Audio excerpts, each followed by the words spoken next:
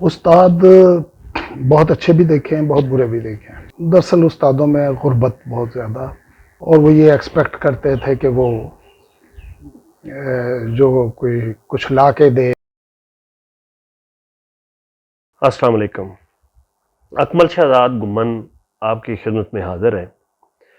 میں غالباً کوئی 7 سال پہلے 2015 میں اسلام آباد شفٹ ہوا تو I8 کے قریب ہی اکیڈمی آف لیٹرز ہے، تو وہاں آلریڈی کچھ جاننے والے دوست تھے جو پنجابی کی بیٹھک کرتے تھے.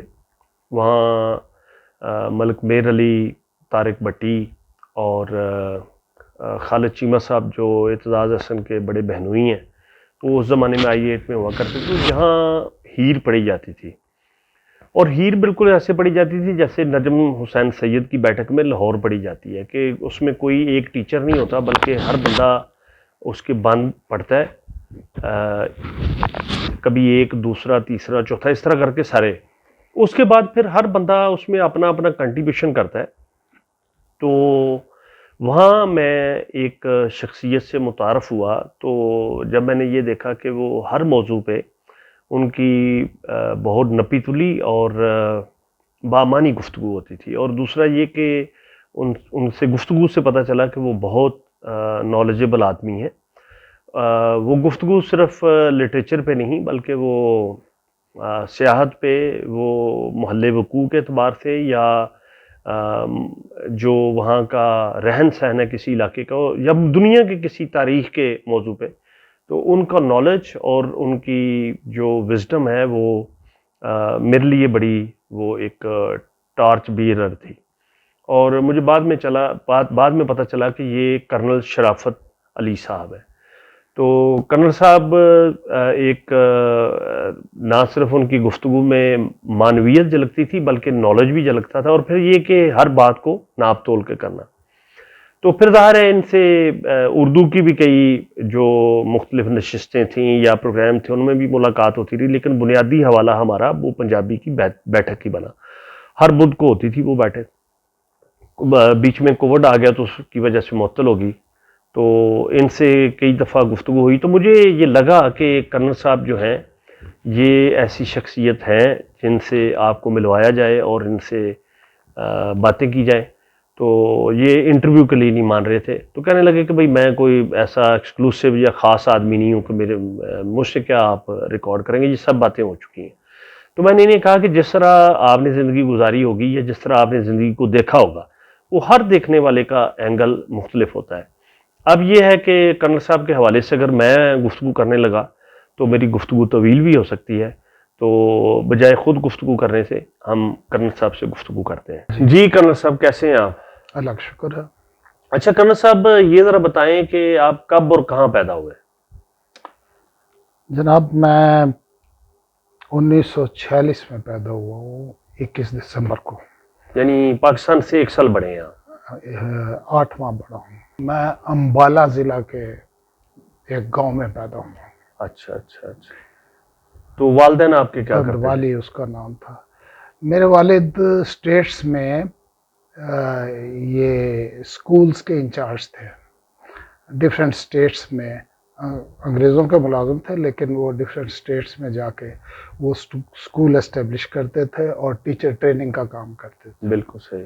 اچھا، گاؤں کا کیا نام آپ نے بتایا؟ امبالہ میں؟ تندوالی. تندوالی. تو وہاں کون سی برادریاں تھیں زیادہ امبالہ میں؟ زیادہ وہاں راجپوت تھے. جی جی. اور تقریباً 40 گاؤں جو تھے وہ مائیگریٹ کیے ہوئے ارائن تھے. اچھا اچھا. جو کہ اچ شریف کے علاقے سے اٹھ کے ادھر گئے ہوئے تھے. بالکل صحیح. تو آپ کے بڑے کہاں سے، وہ وہاں کے لوکل تھے کہ وہ مائیگریٹ کر کے گئے تھے؟ ہمارے 7واں دادا جو تھا نا، وہ یہ اچ شریف کے کوئی دریائی علاقے کے قریب تھے، اور وہ اس وقت اونٹ پالتے تھے.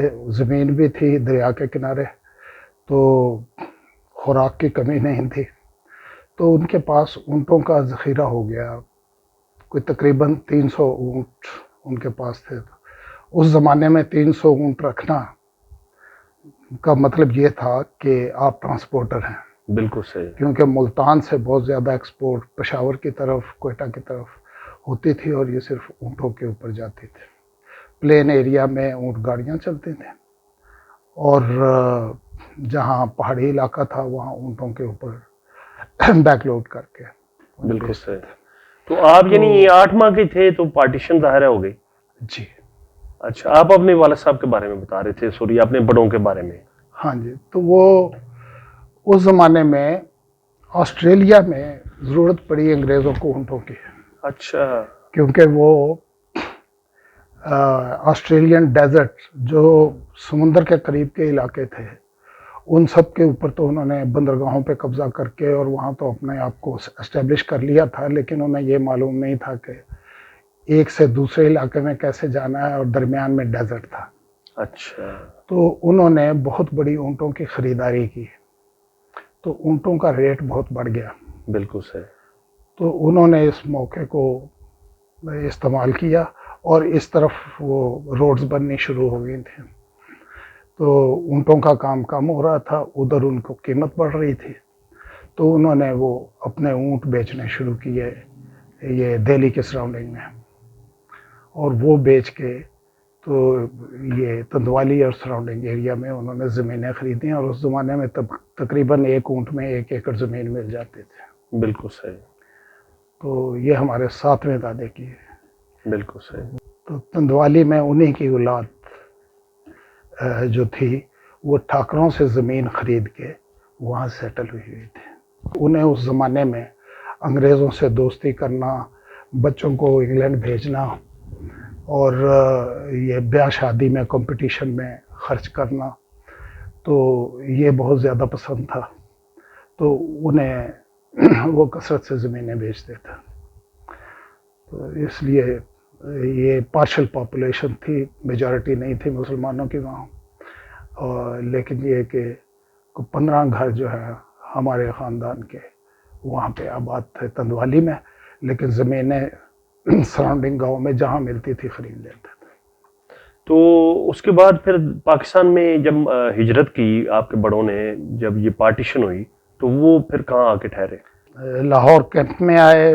بہت دیر تک بتایا جاتا ہے کہ وہاں سٹورا ایک کیمپ تھا اور جو کہ تقریباً آخر میں ملٹری اسکارٹ کے ساتھ, بلوچ ریجمنٹ کے ساتھ وہ یہاں لایا گیا تھا کافی لیٹ. تو اس وقت لاہور کا کیمپ خالی ہو رہا تھا, تو 1 آدھ دن کیمپ میں ٹھہرے ہیں. تو یہ ہماری عزیزداری تھی, کوئی لوگ فوجی تھے جن کے رینالہ خرد وغیرہ میں یہ گھوڑے پال مربع وغیرہ تھے, تو ان کی مدد سے نکلتے نکلتے میرے والد کو جو ہے انسپیکٹر آف سکولز کی ملازمت جو ہے یہاں پہ فیصل آباد میں ملی, اور گھر ہمیں الاٹ ہوا سمندری میں جو کہ تحصیل ہے اس کی. اس وقت لائل پور ہوگا. اس وقت لائل پور تھا, اس وقت لائل پور تھا, اور یہ سمندری میں ہم لوگ آ کے کیونکہ گھر مل گیا وہاں سیٹل ہو گئے. اور کلیم وغیرہ بھی سارے سیٹل ہو گئے؟ کلیم ہمارا آخری زمین کا کلیم جو ہے وہ 58 میں کلیئر ہوا تھا. بالکل صحیح. اور اس سے پہلے جو ہوا یہاں پہ پارٹیشن کے بعد یہ افتخار میاں افتخار الدین جو پاکستان ٹائمز کے مالک تھے. ہاں جی, پاکستان ٹائمز کے مالک تھے.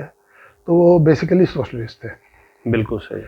تو انہوں نے یہ مطالبہ کیا پنجاب اسمبلی میں کہ جی جو لوگ آئے ہیں انہیں 12.5 ایکڑ سے زیادہ زمین نہ دی جائے. بلکہ وہ سیٹلمنٹ کے وزیر تھے جو ہی پاکستان بنا. ہاں جی, تو وہ سیٹلمنٹ کے وزیر تھے. تو انہوں نے یہ پالیسی نکالی تھی کہ 12.5 ایکڑ سے زیادہ زمین نہ دی جائے. تو اس میں یہ زمین زیادہ تھی ہمارے والد کے پاس, کیونکہ ہمارا جو دادا تھا وہ اپنے والد کا اکیلا بیٹا تھا, تو وہ ساری زمین آئی, اور ملازمتوں میں انگریزوں کی ملازمتوں میں تنخواہیں زیادہ تھیں, اور رہن سہن جو تھا اپنے گاؤں کے قریب قریب تو خوراک کی پرواہ نہیں تھی اور رہن سہن سادہ تھا. ہاں جی, جانور بھی رکھتے تھے, سب کچھ کرتے تھے. دودھ جس طرح زمیندارہ سے وابستہ جو لوگ ہوتے ہیں نا, ہاں جی, ان میں وہ یہ جتنے مرضی ان کے پاس پیسہ ہو, ان میں سادگی کا ہونا اس انوائرمنٹ کا حصہ ہے. وہ سادگی تھی ان میں. سفر گھوڑوں پہ کرتے تھے تو وہ تنخواہ ان کی زیادہ بچتی تھی اور روپے کی ویلیو زیادہ تھی, تو زمینیں بڑھتی جاتی تھیں. تو وہ زمین ہمیں یہ اکاڑا میں اور رینالہ خرد میں, حجرہ شاہ مقیم میں اور یہ دیپال پور میں ٹکڑوں ٹکڑوں میں ملی. تو ہم کسی بھی زمین, کوئی زمین بھی اتنا بڑا ٹکڑا نہیں تھا کہ وہاں جو ہے باعزت طور پہ رہ سکتے. تو انہوں نے ریٹائرمنٹ کے بعد یہی فیصلہ کیا کہ سمندری میں رہ رہے تھے, وہیں سیٹلڈ تھے, اور نئی جگہ پہ سیٹل ہونے میں ذرا مشکل پیش آتی ہے, لوگ جڑیں چھوڑ جاتے ہیں, اچھی خاصی واقفیت ہو جاتی ہے. تو وہیں پہ ہماری اسکولنگ وغیرہ ہوئی سمندری میں. بالکل صحیح. تو کرنل صاحب اس زمانے میں جو اسکول تھے وہ کیسے تھے, استاد کیسے تھے؟ استاد بہت اچھے بھی دیکھے ہیں, بہت برے بھی دیکھے ہیں. اچھا, برے کس سینس میں؟ دراصل استادوں میں غربت بہت زیادہ, اور وہ یہ ایکسپیکٹ کرتے تھے کہ وہ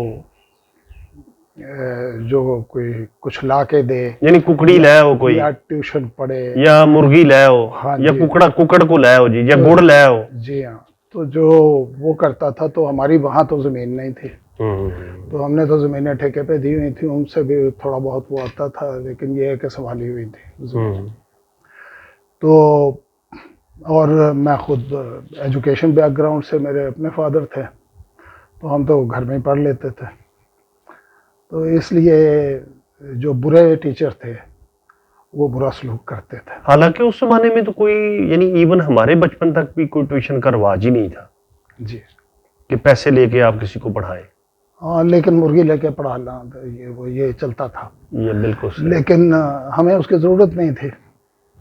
تو اس طرح کچھ برے استاد دیکھے, اور جب بعد میں قابلیت کا مقابلہ ہوا تو 8ویں سے بعد بہت اچھے اچھے استاد بھی ملے, اور انہوں نے بڑے سر پہ بھی بٹھایا. جو اچھے ٹیچر تھے ان میں کسی کا نام اگر آپ کو یاد ہو؟ ماسٹر جبار تھے, جو بعد میں ہیڈ ماسٹر رہے ہیں.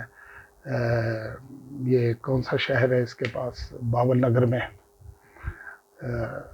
تو یزمان منڈی, یزمان اور بہاولپور کے درمیان ایک جگہ ہے, یہ خانپور,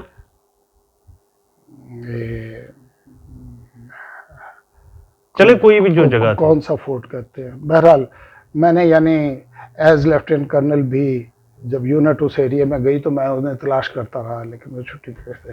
اچھا اچھا. تو وہ تھے ماسٹر لطیف صاحب, ہمارے میتھس کے اور ان کے ٹیچرز تھے. تو دیور بہت. اچھا, اسکول وہی تھا جو تختی پہ پورنے ڈالنے یا گاچی لگانی, اور وہ کچی جو قلم سے لکھنا, کانے کی قلم سے, بالکل وہی تھا, یا ناڑ کی قلم سے. بالکل. یعنی اس زمانے میں تو پرائیویٹ اسکولوں کا کوئی کانسیپٹ ہی نہیں تھا. ہاں جی, بالکل وہی تھا. تو آپ نے پھر جو میٹرک تھا وہ کہاں سے کیا؟ وہیں سے سمندری سے کیا. اچھا, اسی وہ اسکول ہائی اسکول تھا. اچھا, پرائمری بھی ادھر تھا, ہائی بھی اس ہوئی. اسکول کا جو ہیڈ ماسٹر تھا اس زمانے میں, ہمارے میٹرک میں جانے سے پہلے تو چلا گیا تھا, لیکن وہ پنجاب ٹیچرز ایسوسی ایشن کا چیئرمین تھا. اچھا, محمد علی باجوہ. اس کے بعد ہم نے جن کے ہاتھوں میں پڑھا ہے وہ بھی بہت اچھے تھے وہ, لیکن محمد علی باجوہ آل راؤنڈر تھا. وہ سپورٹس وغیرہ میں یہ وہ, یعنی سمندری اس وقت اس علاقے کا سپورٹس سینٹر تھا اسکولوں کے لحاظ سے. اچھا اچھا.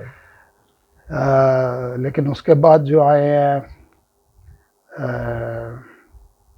وڈائچ تھے, وہ وڈائچاں گاؤں کے ہی رہنے والے تھے, گھوڑے پہ آتے تھے. تو صاحبزادہ محمد علی, ان کا نام بھی محمد علی تھا, لیکن صاحبزادہ محمد علی تھا. لیکن وہ وڈائچ تھے. وڈائچ تھے.